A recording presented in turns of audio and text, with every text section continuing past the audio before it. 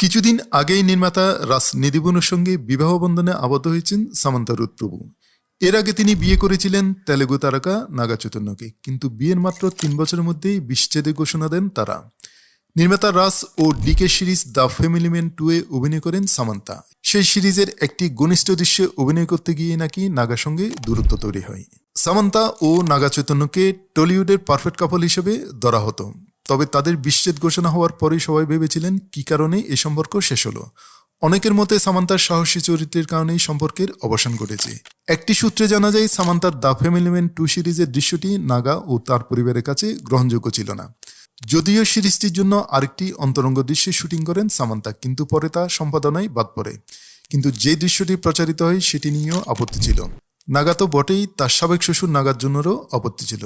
তবে সামান্তা এই পিতৃতান্ত্রিক মানসিকতা মানতে অস্বীকার করেন, যা শেষ পর্যন্ত তাদের বিচ্ছেদের কারণ হিসেবে বিবেচিত হয়। নাগা এক সাক্ষাৎকারে বলেছিলেন তিনি সব ধরনের চরিত্রে অভিনয় করতে রাজি, তবে যদি তা পরিবারকে লজ্জিত করে তা গ্রহণযোগ্য নয়। তিনি বলেছিলেন, আমি এমন চরিত্র নিতে চাই না যা পরিবারের প্রতি অসম্মান প্রদর্শন করে।